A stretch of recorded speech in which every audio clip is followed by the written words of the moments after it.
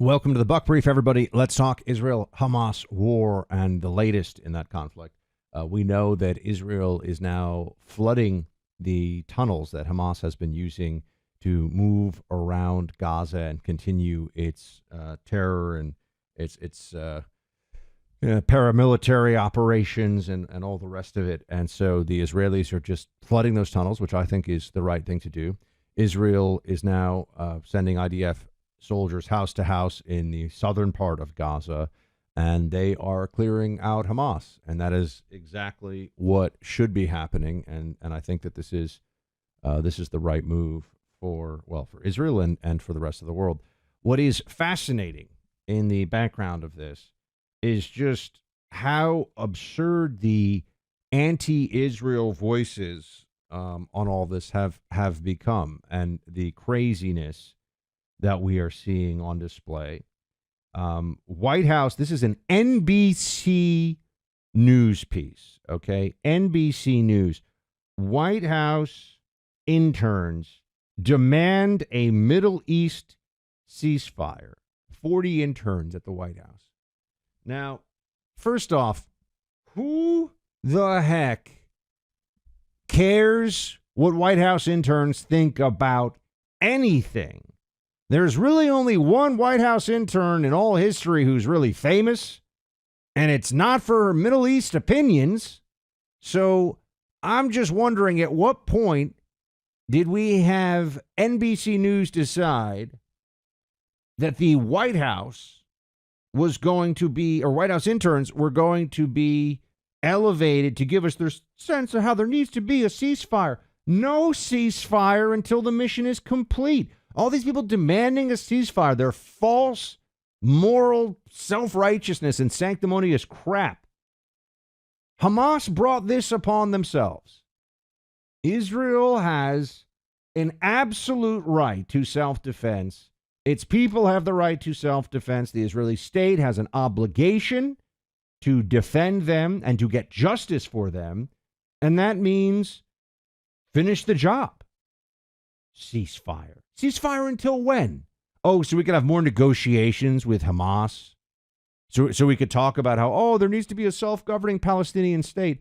Maybe at some point, what's going on in Gaza, stretching back for years, the failed state status of this area, the fact that it elects a terrorist group to represent it, the fact that it says it doesn't have enough money for things, but spends a lot of money on rockets and underground infrastructure for terror tunnels. Maybe at some point the Palestinian people are, responsible for what is happening in the area they control. Maybe at some point there is a accountability that has to be understood exists when nation states are dealing with not just a terror group, but a state that is run by a terror group. What is the alternative here? Well, what is really supposed to happen? These White House interns here, I can read to you from some of this. Here we go. We, the undersigned, fall 2023 White House and Executive Office of the President interns, will no longer remain silent on the ongoing genocide of the Palestinian people. It's not a genocide, you utter morons. If Israel wanted to conduct a genocide against the Palestinian people and Hamas, there would be none left. Israel has gone through extensive measures to limit civilian casualties, but it has to conduct missions against Hamas. This is very obvious. This is very straightforward. And at some point, I think anyone who has even the least capability for moral clarity and understanding sees this for what it is. There's so much sanctimoniousness and self-righteousness and anti-Semitism dressed up as, hey, man, we don't want this fight to continue. We don't want people to do what they're doing here. And to this, I just say, what is the expectation? What do they want Israel to do? What is supposed to happen here? They never say, other than just ceasefire. Ceasefire, then what? Hamas stays? Hamas gets to continue? I say that's unacceptable. I say that's not something that we can abide. We're living in an artificial intelligence-driven tech world now. It's embedded in so many of the devices that we're using, and it's only going to grow. There's only going to be more AI going forward, as you know. It's going to change the world we live in. AI is innovation. AI is on the cutting edge. And it also can really move stocks that are involved with AI. But you got to know which ones. Tech expert Colin Tedards believes this is the beginning of a new era that could make you wealthy. When the market hit rock bottom in November 2022, Colin recommended shares of a top software company. This company is up over 200% since then. Now he's recommending a new AI company that he says could do even better. And he says he's found a way for you to profit from this new AI project right now from your brokerage account. The details are online. So just go find this website, newaiproject.com. That's newaiproject.com, newaiproject.com. The response of this White House to the White House interns. This is what I really want to see. Are we supposed to pretend that this isn't the media looking for anyone to lean upon and say, oh my gosh, they want a ceasefire too. They want a ceasefire. So now we have to really consider it. I have not heard a single compelling rationale or justification for this. Not one. Not one. And I think that everyone who has been making the case that Israel shouldn't defend itself, I think eventually they'll look back on this moment with shame. It might take them a long time. And now a bit of news for you from Congress. Kevin McCarthy is out. Republican Speaker. He's going to leave at the end of the month. He's done. He is done. My friends, do we think that this is a big win? I ask you that question honestly. I think that there are individuals who get a lot of engagement, a lot of attention in the media by playing this game where they essentially say whatever they think is going to be the best way to translate the anger and the frustration of conservatives across the country, and they pick some politician and they make it seem like this one is the problem. This one is. I'm not saying that Kevin McCarthy didn't do things that people shouldn't criticize it, but I'm just pointing out, I think it becomes very easy to look at what's going on and point to one figure and one politician in Congress. I know he's was Speaker of the House, and act like if only we get rid of him, everything will be solved or get much better, even just say that much, get much better in the Congress. And I don't think that's the case. I do think that maybe it's not as popular a point of view, but we voted for these people, and it's on the people who voted for them needs to be a little bit more of a common mantra, a little more of a common and widespread understanding, because what we have right now is almost the infantilization of the conservative voter with like, we can't get rid of the uniparty and we can't get rid of the rhinos. And we could vote for other people. There are other options. And I know you'd say, well, look, we just did that with Kevin McCarthy. Okay, but we made Kevin McCarthy Speaker of the House. We made him a member of Congress, and then he was made Speaker of the House. But you get what I'm saying. People in California voted for this guy. They like him. There's this common theme, you see, of I don't like Congress, but I like my congressman. Oh, okay. In that case, I guess it all makes sense. Everyone, this is what you see. Even with some of the big rhinos, you look at like a Mitch McConnell in Kentucky. Everyone says, Mitch is a huge rhino. I'm like, well, Kentuckians keep voting for the guy. Say Lindsey Graham is a forever war guy who's kind of liberal on some things, or, certainly on the forever war issue, he's not aligned with a lot of the base. And people in South Carolina still vote for him.